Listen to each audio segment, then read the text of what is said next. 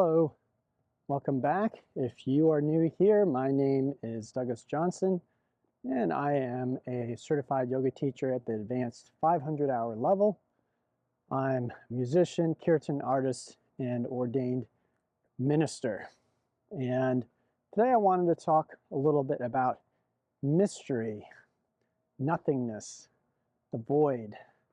Before I get into that topic, though, I do want to thank the community that makes these talks possible, and that is the community over on my Patreon page. So my patrons make a monthly contribution, and that allows me to set aside the time, energy, and resources to make these talks available to the public free of charge.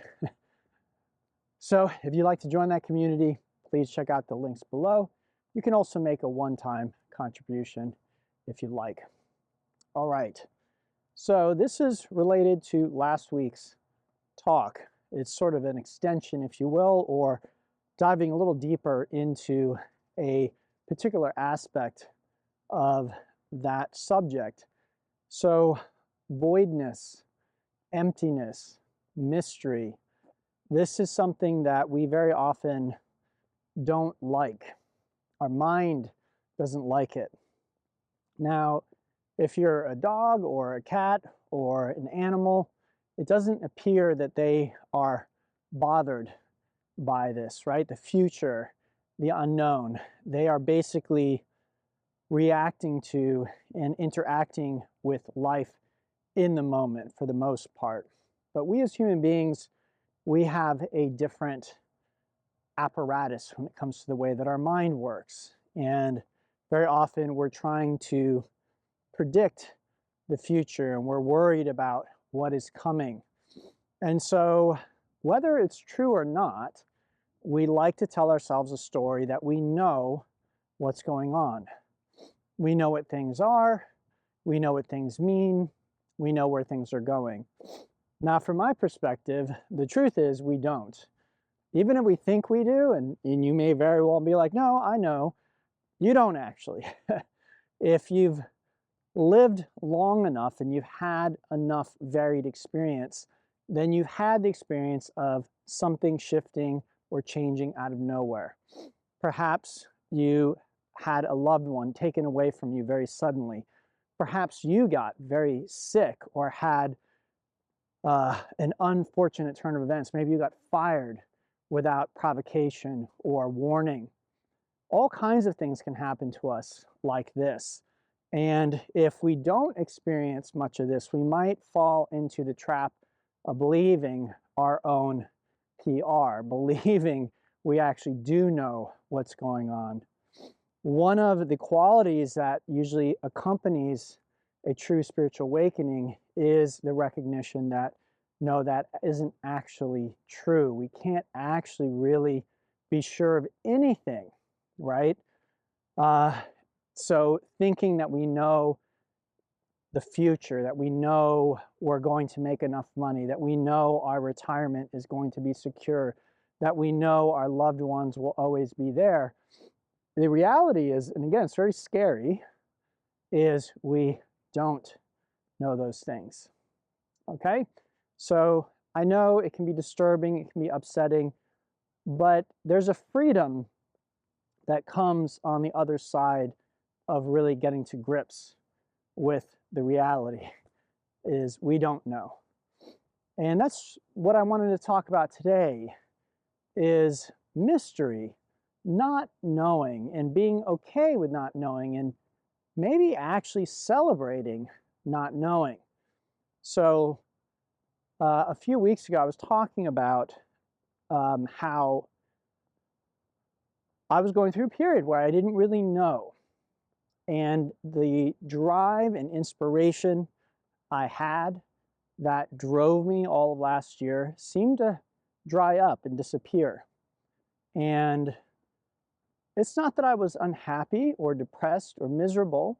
I just wasn't inspired. I wasn't feeling a positive outward drive. And this is generally what our culture and society values. It values people that produce, that make things, that write books, that produce content like this, people who get up early and drink an extra cup of coffee so that they can do more and be more and make more. And yes, I get it. From a purely physical, egoic perspective, what else is there, right? If all there is the physical output of what we're doing, then that's the only value we can add, right? Resting, relaxation, well, you can do that when you're dead. Don't worry about that. Get to work, produce more, get up earlier. And I see videos like this all the time on YouTube talking about increasing your productivity and getting up an hour earlier and how to be more disciplined and get more done and how to trick yourself into doing that. Now, I'm not saying that being disciplined or productive is necessarily bad. What I am saying is that, in my experience, there is a balance. And generally, we see the value in filling up the space, filling our time, filling our calendar. We see that. It makes sense to us. What we don't see, and where spirituality comes in, is what about not filling your time? What about having space? What about having emptiness? Okay? I think this is the reason why many traditions have something like a spiritual fast or a Sabbath, something where you are told not to be productive intentionally, because I think we as human beings, we will just go and go and go, and we'll see that there's just more and more value added. So I think some of these wisdom traditions saw that we need to actually put into the day a specific time to shut down, to be quiet, to be still. Whether that's the day or the week or the month or the year, you find that there's these, I call them fasting periods, really, whether that's fasting from productivity or fasting from food or fasting from some other kind of stimulation, can be really, really healthy for us. So what is that? It's the absence. It's the absence of something. And what we find in deep spiritual traditions, which I'm interested in mostly, there are these ideas of mystery. So again, mystery, what does that mean? I think we might hear that, spiritual mystery, and think that that is an inviting, alluring, interesting thing. Oh, the mystery. Well, think about it. What is mystery really? I don't know. Do you like it when you don't know the answer to something? Are you comfortable with that?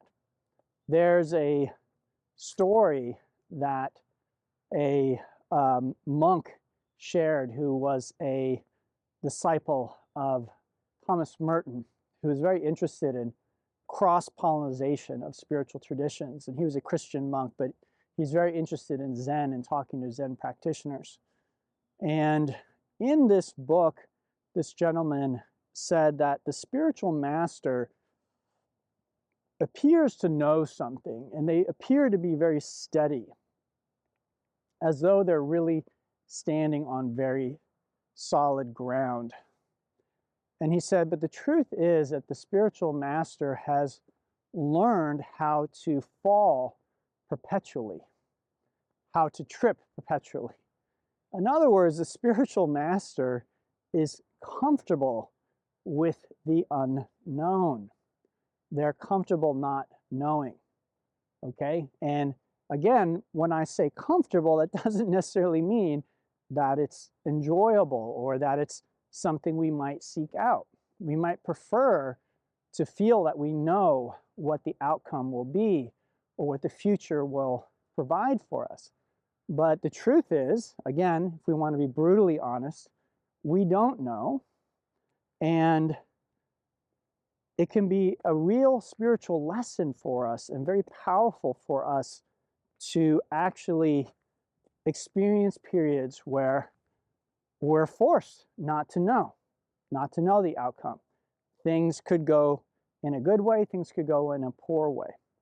So again, another word for not knowing is mystery. In some traditions, there's talk of the void, voidness, shunyata, no thingness, emptiness. Okay, these are all words, I think, that apply to this spiritual principle of being willing to not know and being okay not knowing. Now, again, I want to be clear. I'm not saying that this is something that is easy for me to do or anybody, really, and that it isn't something that we need to continue to practice and work at. What I am saying is I think it's a very valuable thing to be consciously aware of, because if we don't value mystery, if we don't value emptiness, if we don't value peace and stillness, another word could be boredom. If we don't value these things, we tend to not leave space for them. And so we fill our calendars, we fill every moment, we try and constantly be productive, doing something. Are you afraid to not be productive? Ask yourself that question honestly. Are you afraid to not do anything? And the problem is sometimes spiritual practices that are meant to sort of bring us into that space, we turn that into another thing to do. Can you just go home and lay on the couch and not do anything productive and be comfortable with it? How long can you do that? Now, many people, because of the structure of the ego, are afraid of being lazy. They're afraid of depression. And I get that. I also have had experience with that, where it seems like if we allow that stillness and that silence, we will fall into a depressive state. And I'm not saying that isn't something that you may need to be aware of and be careful of. But as someone who has suffered from depression and that type of experience, I have had to learn to be comfortable with getting very close to that sort of state and allowing it. It's, I think, not a coincidence that some of today's great spiritual teachers, at least in my opinion, two of them I can name, Byron Katie and Eckhart Tolle, before their awakening, they both had extreme bouts of depression. They both struggled with depression. So much so it was debilitating for them. They were not always able to function in the world because of this depression. So if you want to tell me that, oh, well, depression and this emptiness or this mystery have nothing to do with one another, I'm not so sure that that is correct. Now, I'm not saying you shouldn't deal with clinical depression. Again, if you are non-functional, if you are not able to meet your obligations, then you may need to look at things. But this isn't really what I've been dealing with or what some of the people I've spoken with about this topic struggle with. What I find is these people are meeting all their obligations. There's a roof over their head. There's food in the fridge. There's money in the bank. Maybe not as much as you'd like. Maybe the roof over your head is not your preference, but it's there. Your needs are met. You are not starving to death. You are not in physical danger. And yet, these people will be fearful of allowing stillness and space into their life. A, because of a history of, again, depression and a fear of backsliding into a depressive sort of state. And then B, the fear of, not being productive, not getting things done, not contributing to society or doing something productive. And I get it. Again, these are things that I struggle with myself. But the point of today's talk that I wanted to make is I think these periods are necessary. If we are not in physical danger, if we are meeting our obligations, again, maybe we would prefer to be writing the next great novel during our free time, but we find ourselves needing to just rest and be still. Maybe you're just laying there, you're not even meditating, because again, as I said, sometimes we turn meditation into another thing that we're doing, right? We're constantly trying to do, we're constantly trying to fill the void, the emptiness, the mystery. So what if you just allowed the mystery? Again, I'm not saying skip work or don't meet your obligations, but again, in my life and when I speak to others, I find that's taken care of. That isn't actually the problem. The problem is during the free time, if you will, or unstructured time, and this idea that, oh, well, I need to do something productive during that time. Is it okay if you feel called, if you feel like you come home and you're like, I just don't really want to do anything. I just want to lay here, or maybe I want to enjoy a book or a song or watch a video. Is that okay? Can we give ourselves permission to do that and not see it as something, a means to an end, as just an end unto itself? I'm just going to lay here because it feels good to lay here. I'm just going to watch this video because it feels good to watch this video, not because I think I'm going to get something from it. And what I'd like to propose is, in my experience, this is spiritually valuable. In Zen, there is a saying that I'm a very big fan of, which is great doubt equals great faith, or where there is great doubt, there is great faith. I think another way I could say possibly the same thing is where there is great mystery, there is great faith.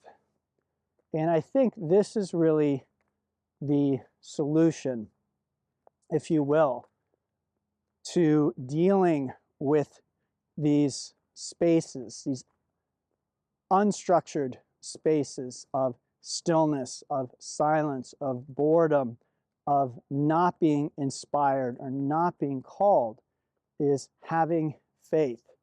Well, faith in what? I don't know. That is really up to you.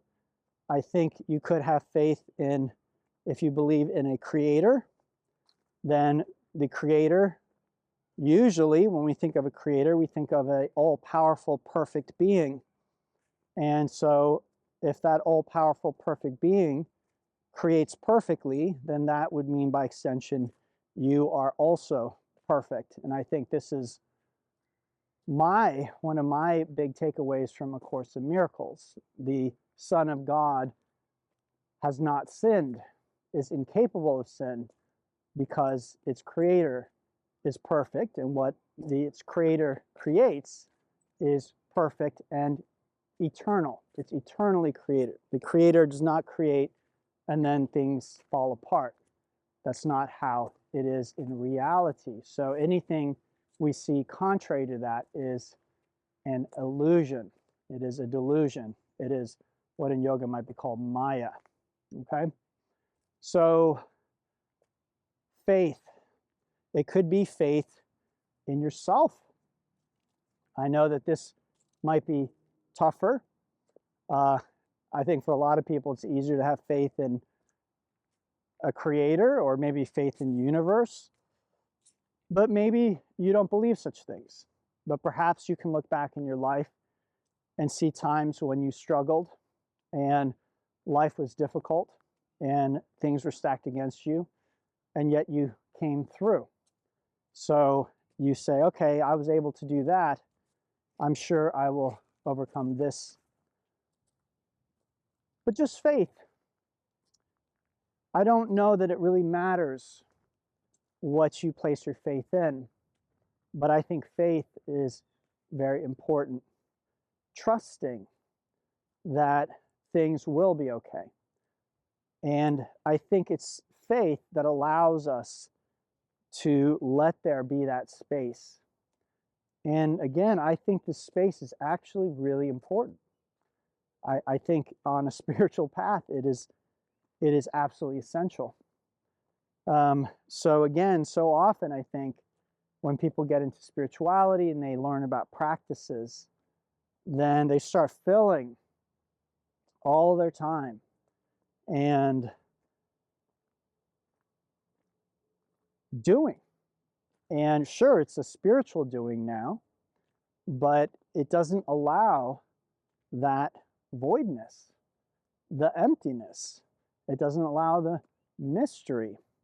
And this is related with a talk that I gave a while ago, how religion can be a defense against a religious experience, which is a quote from Jung, Carl Jung. And in the way that religion gives us answers to life's mysteries, right, that doesn't allow us to experience the mystery of life, it sort of takes care of that for you. It answers all the questions. In the same way, spiritual practices can fill a void that ultimately I think we don't want to fill. As I said in the talk a few weeks ago, a blank page for a writer, is that a scary thing or is that an opportunity? A blank canvas for an artist, is that scary or is that an opportunity? Silence to a musician, is that again scary or is that an opportunity? Sure, the natural order, I think, of things is that there is our true nature, which is one with the void, if you will. And then there are those things that seem to arise and fill that space, that void, but they don't really, and they're not really separate. And so for whatever reason, I find that in my life, there is a sort of balance between activity, doing, and sort of, if you will, filling the void, appearing to feel the void, not that you ever do in reality, and then a period of resting and allowing, and you could say being closer to the void or vibrationally nearer to what the void is. And again, as long as we are embodied or feel that we're embodied, then we may not experience absolute stillness or absolute silence. And yet, even in what we'd see as our worldly lives, if we allow relatively stillness, we allow relative silence, it resonates. It puts us in touch with something. It reminds us of something. And again, this is why I think so many people are afraid of it. Is I truly, honestly believe even people who are on a spiritual path and are chasing their true nature and trying to find it, in a sense, the ego is afraid of it, and it puts all these obstacles in the way. Sometimes those obstacles are religion and spiritual practice. So not being afraid of the stillness, the silence, the inactivity, the boredom, the mystery, not knowing, right? Again, if we go to a guru or a teacher and they give us all these spiritual practices and we trust them, we have faith, and now we know we're on the path and we're filling all that space, we might feel better, but we might find after time that there's something still missing that we haven't really touched down. And the main thing about what all spiritual traditions are really, really pointing to is our true nature. And the thing about our true nature is it's who and what we really are. And that does not require us to do anything. You don't need to do anything to be who and what you really are. Now I'm talking ultimately. So provisionally or temporarily, if we think, well, I'm John Doe and I'm a man and I'm a human and I'm an American and I have to do this, that, and the other thing, well, then we may need to practice and do certain things to let go of those identities. And this is really the essence of spiritual practice. But there might come a time where you've let go of a lot of those identities and you're still really practicing and you're trying and you're doing. And you might be missing what is right there, what has always been there, because that's what our true nature is really about. What is it that is there always? And noticing that and being that and being okay with only being that. All right, everyone. So I hope today's talk was useful and helpful. If you'd like to help out, you can do so by liking, subscribing, sharing, and commenting as usual. If you'd like to leave me a tip, you can do so below. And if you'd like to become a part of the community that helps create these talks and this content, check out the Patreon page, again, linked below. Until next time, everyone, namaste. Have a beautiful, beautiful day.